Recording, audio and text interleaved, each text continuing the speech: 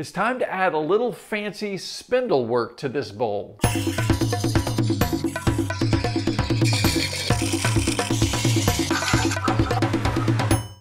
Hi, I'm Kent and welcome to Turn a Wood Bowl. Today I'm going to put a little bit of extra detail on this particular bowl. I'm going to be starting off with a sycamore blank. Now, sycamore is a great wood to turn. It's usually very uniform, cuts really well, it's very smooth, but it's a little boring.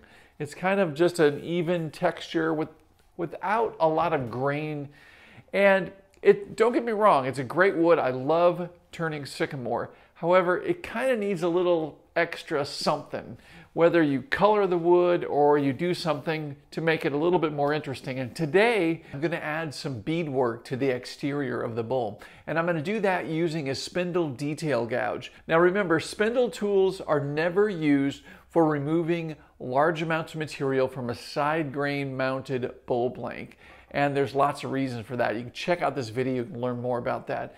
So we're only going to be using the spindle detail gouge for this light beading work on the exterior of the bowl. I also use this particular tool for the dovetail on the tenon. And again, that's light work. I'm not removing a lot of material with it. It's pretty basic. So let's jump into this turning and see what we come up with. So first off, I want to find the center of this blank. Now I'm going to be using a faceplate to mount this to the lathe. It's going to give us a really good secure connection, and it's going to allow me to have the bottom of the bowl or the base of the bowl open, so I can remove the tailstock from that area if I want. So after marking the center, I'm going to place the faceplate right over that center. I'm looking through the center hole in the faceplate and lining it up with that center mark. And then I'm going to put screws in here, and I'm going to put screws on opposite sides, and I'm not tightening them up yet. Not until I get a couple of them started. If you just tighten that first one, typically what will happen is the driver will torque the screw and move the faceplate, so it won't be centered anymore. So put a couple in, get them started, and then tighten them up. And then go ahead and put the rest of those in. That'll give you a good secure connection. Now, remember with faceplates, never use drywall screws. You want to use a good quality wood screw. This is typically a thicker screw. And the other rule of thumb is on the bottom side of the faceplate, you want the screw to be extending about 7 threads out of the bottom of the faceplate. That gives it plenty of distance to attach well to the bowl blank. And this is an impact driver that I'm using, and I'll tell you, they're fantastic for driving the screws into thick bowl blanks like this. Okay, so we're going to get this mounted to the lathe. And what I like to do is I like to get the lathe, we're going to get some of that bark out of the way so that's not, you want a good connection directly to the wood. So what I like to do is get the lathe started and then slowly introduce the tailstock. This way it will naturally find the center. Okay, and I'm going to start roughing this with my 5/8 inch 55-degree bevel swept back bowl gouge. Just going to nibble away the corners, start taking this blank down. And we're going to round off the exterior of the bowl as we go.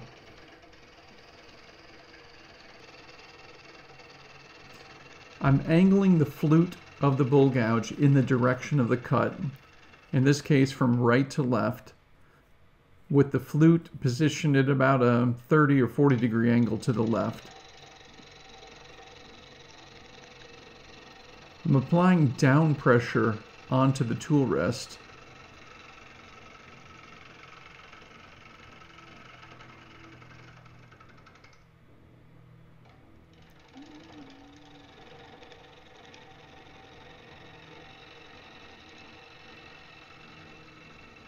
That is a weird illusion. It looks like the shavings are coming back into the bowl gouge.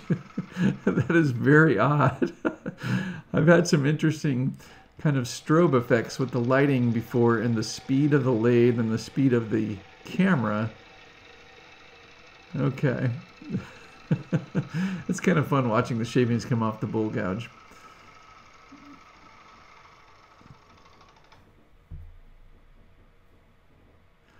And once those corners are knocked down, you're going to want to move your tool rest in so you have better support with the bowl gouge. Now remember, we have the faceplate attaching this, so we can actually move the tailstock out of the way. The tailstock right now is just giving us some extra support. I'm going to flatten off the bottom of the bowl.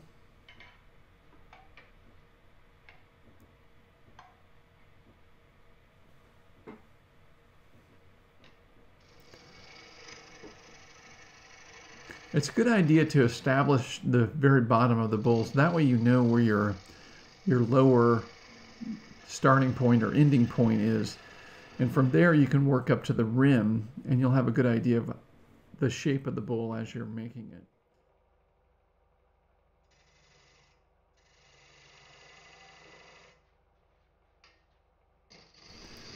So using my 1/2 inch 55-degree bevel swept back bowl gouge, I'm going to go ahead and shape the tenon and the shoulder that will be the connecting point for this bowl.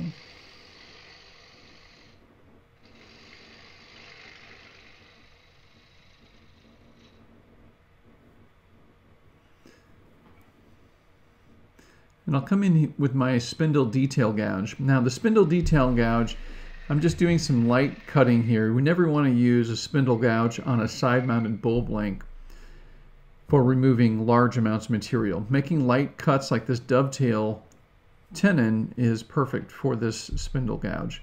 Now because we are mounted on the faceplate, I can take the tailstock out of the way and clean up this little nub that was created.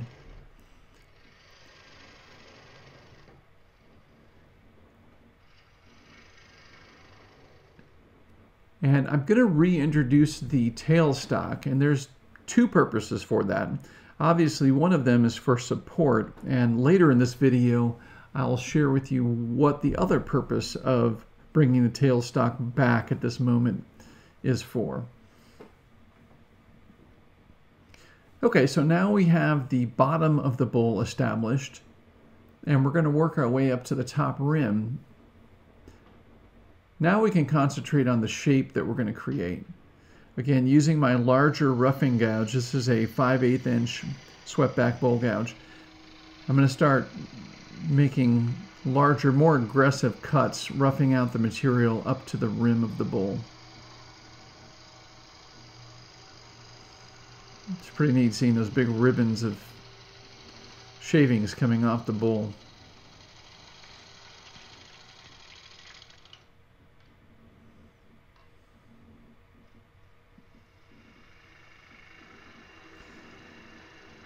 If you saw my previous video about how to move your body when you're turning bowls, then you understand exactly what's happening right here. I am not moving my hands or arms. I am simply shifting my weight.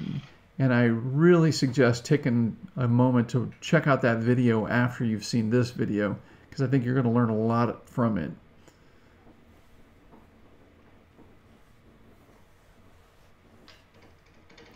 Okay, I'm going to clean up the top edge of this. I'm just going to bring the tool rest up and clean up this rough edge along the top.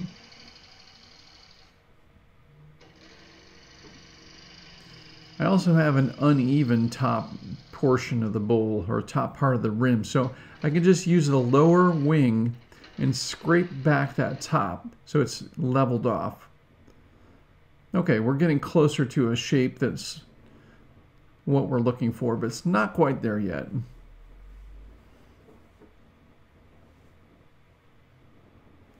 So when I'm doing refining or getting close to the shape of the bowl, I'll use my smaller bowl gouge. That's my 1/2 inch 55-degree bevel swept back bowl gouge. I essentially use two main bowl gouges. That's the 1/2 inch and the 5/8 inch 55-degree bevel swept back bowl gouge.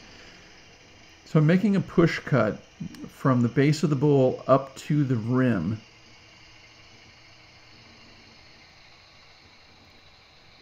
And I'm looking across the top of the bowl, and I'm watching the shape of this bowl evolve as I'm moving around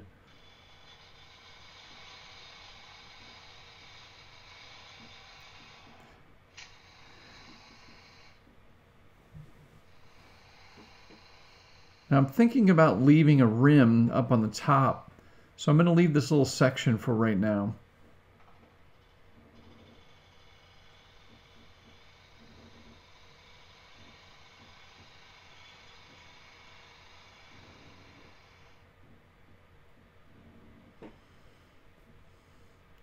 Okay.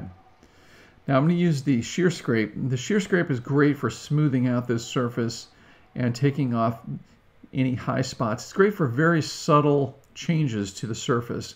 Instead of making another cut where I could easily make deep cuts and having to change the whole shape, the Shear Scrape allows me to do very, very subtle, simple adjustments to the overall shape. I'm going to tighten up the foot of the bowl, and we are about ready to get started with our beading, except I need to smooth out a little bit more here.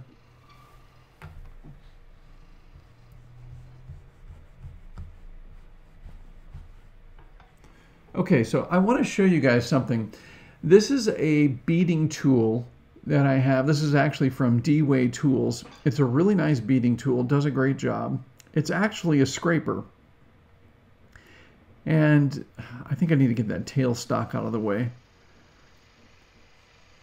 What happens is you simply apply the tool and apply a little bit of pressure and then rock it from side to side until it cuts a beaded curve. And it does a really good job. The only downside is it is a scraper. So when it goes across the grain, it is going to tear out grain fibers. And it's not bad, but it's almost too perfect in my mind. This is great for a simple single bead or maybe a double bead at the top of a bowl. But for doing the beads all the way across the exterior of the bowl, we're going to do this by hand. And we're going to use a spindle detail gouge.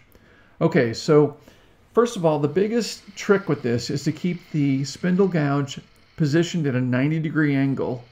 And the only thing we're going to do is we're going to raise and lower the tool. And in doing so, the cutting edge of this, and it's pretty much the bottom cutting edge and the tip of the spindle detail gouge, are riding up the top of the curve and down into the valley of the next curve. So we're just going up and down, very subtle, very slow, very controlled cuts here. Now I learned this technique from Glenn Lucas. This is a very simple technique. However, like everything in wood turning, it does require some practice and some persistence. You want to do as much practice as you can with this technique before applying perhaps the whole exterior of a bowl like I'm doing right now. Now, another thing you can do is, before you get down to the final shape of the bowl, pull out your spindle detail gouge and practice some of the beads that you're going to put on the final surface. And then when you're feeling comfortable with that, take your bowl gouge and then turn down to the final shape of the bowl, then apply your final beads. That's another option. Or the best thing to do is to get some wood that's not the greatest wood, or some scrap pieces you have, and just practice making beads on the exterior of a side grain mounted piece like this. Now the other thing I'm doing, because of the curve of the bowl, I have to reposition my body because I want the tool to be at 90 degrees to each one of those furrows. So when I go down into that valley, that bowl gouge really needs to be up on its edge at a 90-degree angle.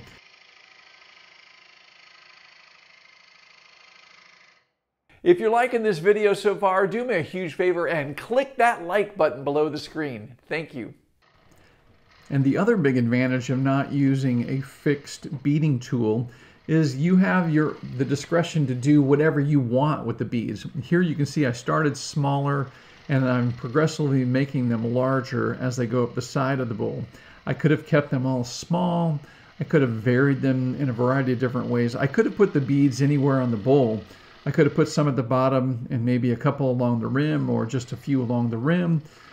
Instead, I'm going all the way across the exterior of the bowl. So this is a little different. You can mix it up and do whatever you want, obviously. Take your time, just ride up the side of the curve of the bead and then down the other side. We're not rotating the tool. You could do that, I suppose, but I'm finding that this is the simplest and cleanest way to do this, is again, dipping the tool handle down, which raises the point up, and then just basically riding up and down each one of the beads. Now, spend time going slowly initially to get the shape of the beads you want, and you can come back and clean up those valleys. Like right here, I have a couple edges that are not quite crisp, so I can take my time and go back down into those grooves and clean up those edges. And if the curve of the bead isn't quite right, just use the side of the spindle gouge to just lightly scrape it and apply a nice curve to that. This is a slow and steady process. Don't race this process.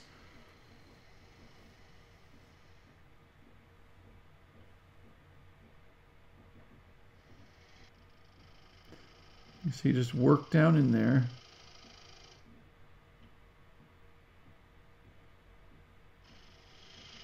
You can see I'm using the lower wing and just letting that scrape across the surface to help curve that shape a little bit better.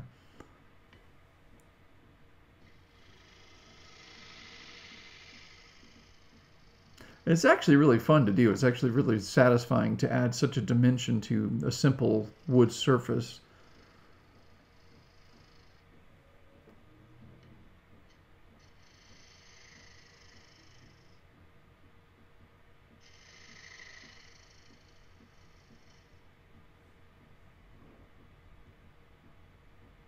Now the top, I decided not to put that small bead up at the top, and you might have been wondering how I was going to get the right spacing for that top bead. Well, I'm kind of cheating. I'm just adjusting the top of the bowl to match the size that I want that top bead to turn out to be.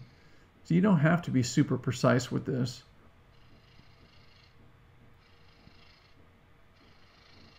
That's also what's nice with starting with a large blank like that. It gives you a lot of leeway to use the material however you like. I'm just using the lower wing there to scrape that material away. Okay, now very carefully use a piece of sandpaper to sand in there. You don't want to get aggressive with this because you will flatten out your beads, but it's nice to get a little sandpaper in there. You could also use some steel wool to get down into those grooves and sand off any kind of rough material that might be in there. But if you're making clean cuts with a spindle gouge, most of the material on the exterior is going to be relatively smooth. Okay, so we have the exterior of the bowl completed. We can take the faceplate off. Again, the impact driver is incredible for working with these screws. It's effortless compared to a traditional drill driver. I'm using the square driving bit on this, and sometimes it'll actually lock into the screws and won't let go of them.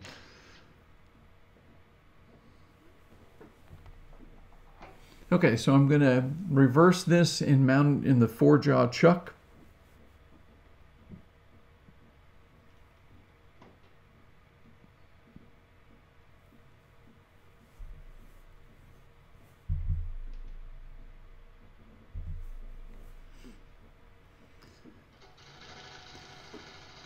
And across the top of the bowl, I have material that's essentially waste material. So I'm going to go ahead and move that out of the way, level this off.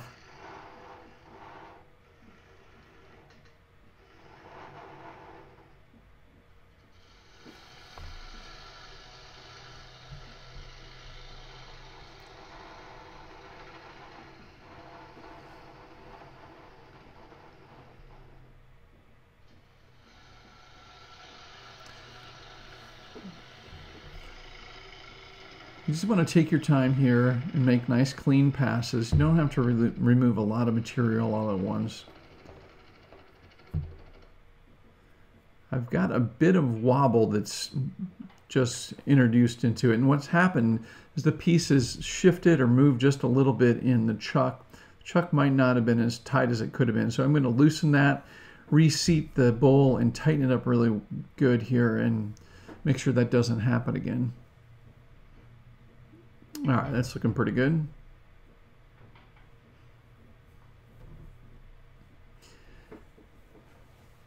Now, design-wise, I'm going to contrast the beads on the exterior of this bowl with a flat rim. And I'm going to put that rim sloped inward towards the inside of the bowl. So it's going to give us a nice flat edge with the curves to contrast the curves of the outside of the bowl. This is my 5/8 inch roughing gouge. I'm going to switch over to my 1/2 inch detail gouge. I call it a detail gouge, it's a finishing gouge. But depending on the size of the piece, this could be a roughing gouge as well. But I basically use the 1/2 inch gouge to make the finishing cuts or the final cuts on the bowl. You saw that skip back there. Well, that skip back occurred for a particular reason. If you want to know why that occurred and why I should have not let that occur, then check out this video.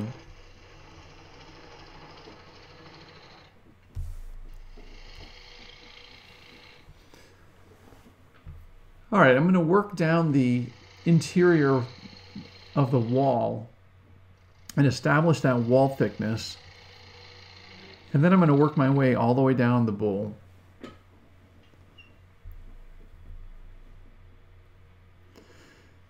It's important to remember that the walls of this are going to be relatively thick because we can't go beyond the valleys on the outside of the bowl. The valleys between the beads, obviously, if we go thinner than those, then we're going to have a whole bunch of rings that we just created, and we don't really want that.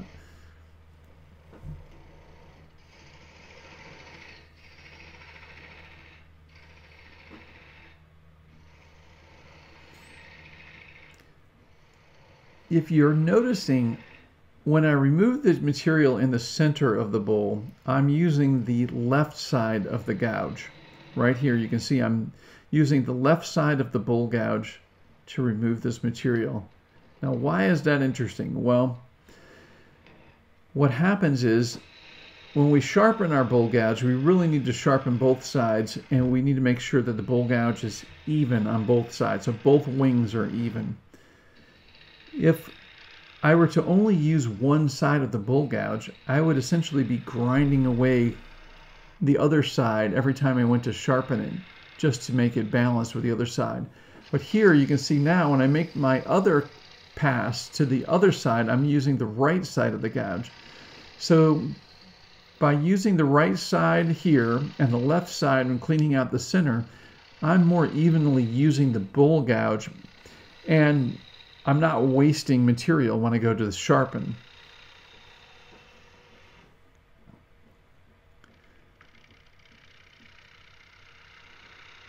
I've got to talk to our director of photography. They didn't lock focus on this shot.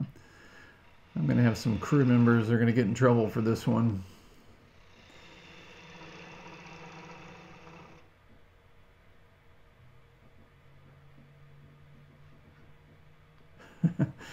Okay.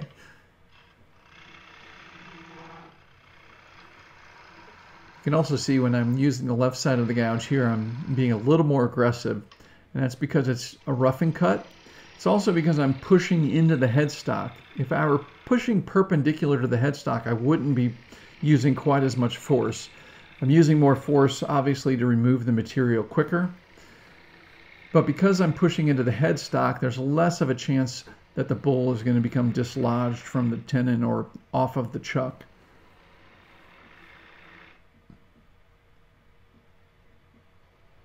You can also see that we have just a slight closed rim on this bowl, and it's holding the shavings in and preventing them from flying out until the lathe is stopped.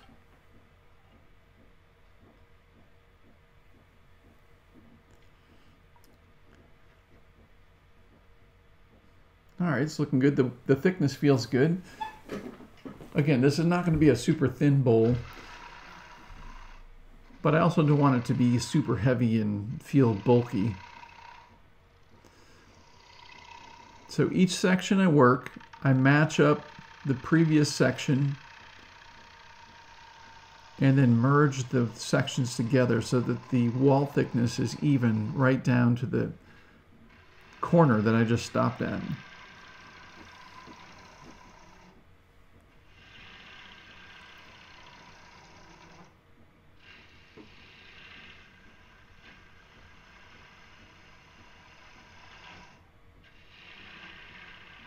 You see how fast those shavings build up inside the bowl.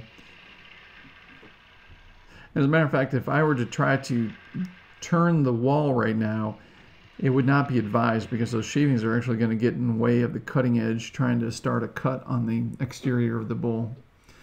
Okay, so this wood is relatively dry and hard, and it is dulling my tool, and I need to be aware of that. I'm seeing some changes as I'm going, and I need to be paying attention to that. As soon as I feel like I'm applying extra pressure to make a cut, or if it seems the tool is not cutting as well as it should be, I really need to get over to the sharpening station and sharpen. Now, sharpening is not that big of a deal. Once your setup is established, it's essentially a few passes at the lathe like you're seeing here, or at the sharpening station, and your bowl gouge is returned to a very sharp edge and ready to keep cutting. That's it. Basically just need to clean the bevel up on both sides to make sure it's nice and crisp right up to the top cutting edge, and everything's ready to go. Okay, with the freshly sharpened bowl gouge, we'll continue removing the material for the inside of this bowl. Now I've got a longer extension over the tool rest, and I'm starting to feel vibration in the tool. So what I'm going to do is I'm going to switch out my tool rest, my standard one, with a J tool rest, and I'll put a link to this in the description below along with everything else that I use in this video. You might want to check that out. But this is going to give me more support down into the bowl and closer to where the cutting edge is. I was at almost a 4-inch extension, or 10 centimeters over the tool rest before, and that's too far. Start feeling some vibration. And if you're feeling vibration, then the bowl gouge is most likely going to leave tool marks, and we don't want that. Okay, here I'm feeling and making sure I've got an even wall thickness and a smooth interior surface. I don't want to feel any bumps or grooves or weird transitions. It's always a good idea, if you're not sure, to stop and feel the lathe or feel the bowl and make sure that the surface is what you're hoping to achieve. It's a lot easier to stop and check than to just keep turning and not realize what's going on and get into trouble.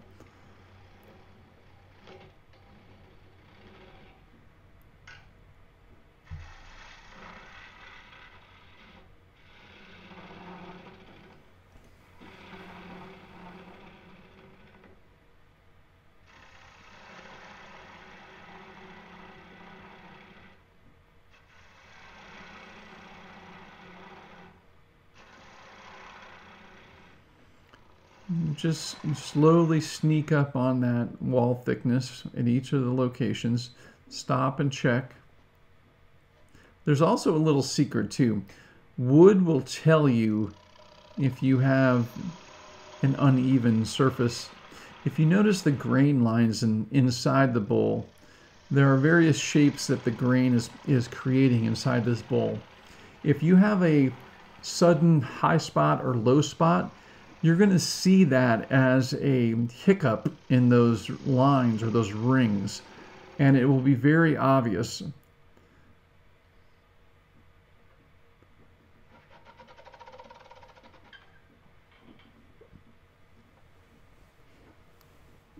And ideally, you want the interior to smoothly match the exterior as far as the flowing curve. I have the flute very open here, and I'm making a very light cut. That was just to shave those several sections together and to even them out and merge them together again. So I'm going to get the remainder of the material down into the center of this. I have my tool rest a little bit high right now. I could stand to lower that just a touch. Remember, we want the tool rest at a height where the cutting edge of your tool is on center, not the tool rest. If the tool rest is at the center line, then you're going to be cutting too high. You want the tool to be cutting at the center line of the bowl. Right about there. It actually could go down just a touch more, but we'll make this work. Just making very light cuts here. The lighter the cut you make, the smoother the surface also. The more aggressive and deeper cuts you make, the more you're going to rip out, so you're going to have a rougher surface. So especially when you get down to the final cuts, make sure your bowl gouge is sharp and just make light passes across the surface, and you'll have a nice smooth surface that way.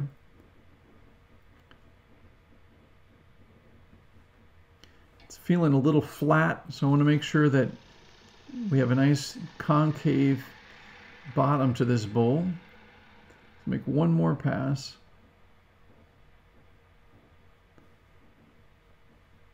And we'll take a look at that. That feels a lot better.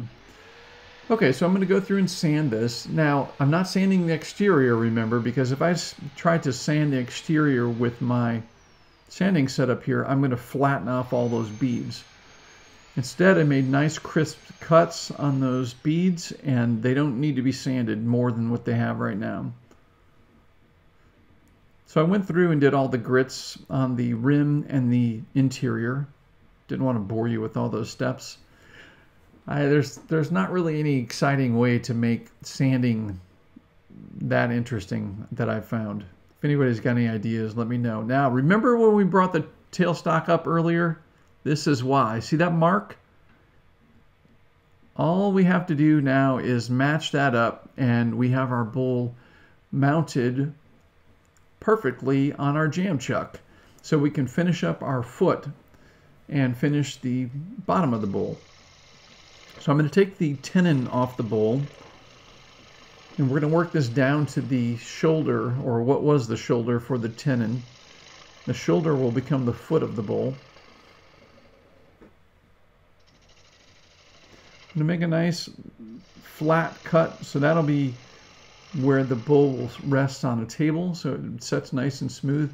And I'm going to make the inside of the bottom of the foot concave. That way just the rim of the foot touches the table and it'll sit flat.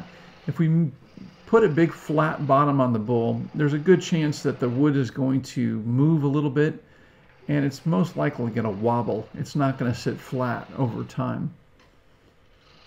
But with the nice rim, it'll most likely sit nice and flat on this surface like a tabletop.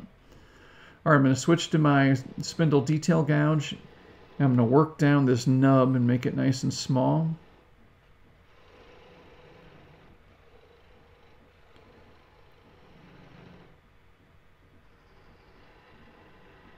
Now you can stop here if you're not comfortable doing what I'm doing, and you can cut that off, or you can actually sand the whole thing down. But what I'm doing is applying pressure and then turning the lathe off, and the tool will cut right through those fibers.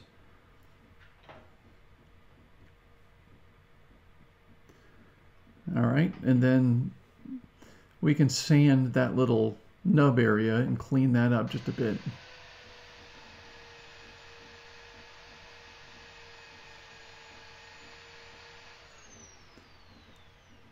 I like to flip it around so that it doesn't create a rut on one side or the other.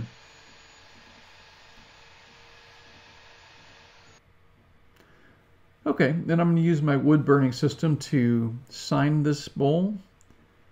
This is interesting because sycamore, especially dry sycamore like this, doesn't require as much heat as some of the other woods. You'll also find that wet wood, or wood that has any kind of moisture in it, usually requires a lot more heat to burn successful. Now, if you overburn the material, you can always sand it, just lightly sand it, and that'll take away those burn marks where it expands around the signature. I'll put a link for this system in the description as well.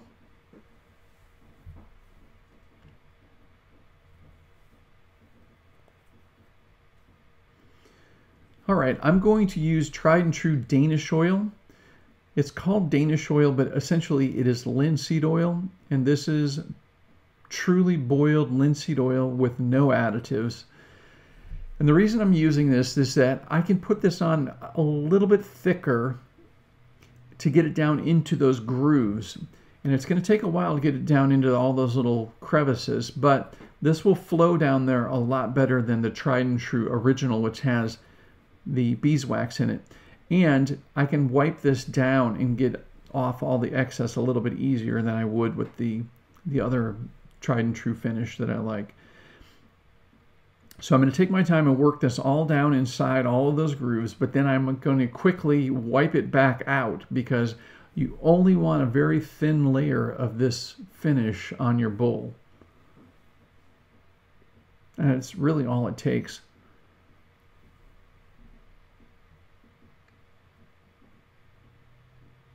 You want to take your time and make sure you get all the surface.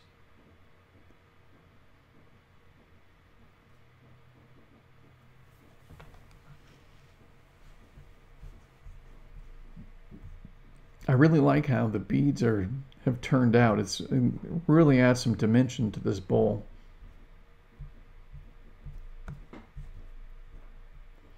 And there it is, a beaded sycamore bowl. I gotta say, I like it. I like the way that the small beads lead up to the larger beads, and it has a really cool feel to it. Now you can see the grain of the sycamore. It's nice, but it's, you know, like I said, it's kind of boring. The beading adds a lot to this bowl and really makes it pop.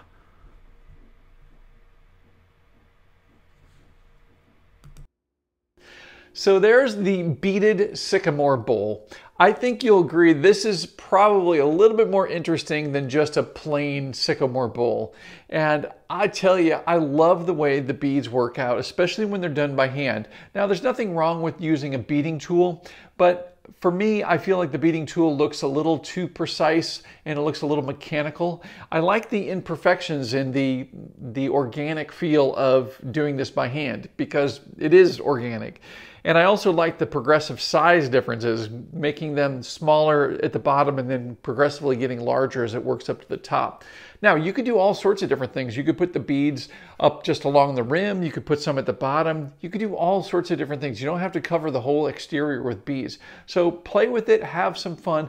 And remember too, when you're roughing out a bowl, before you get down to the final exterior size, you could always practice doing some of these beads and some of that roughing material. That way you're not messing up the exterior of the bowl and you get a little practice as well.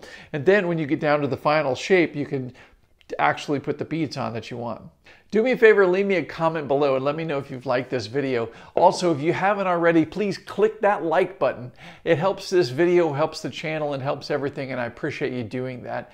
And check out my website, turnawoodbowl.com. Over there, I've got everything you're going to want to know about turning wood bowls. So check it out, turnawoodbowl.com. All right, guys, as always, until next time, happy turning.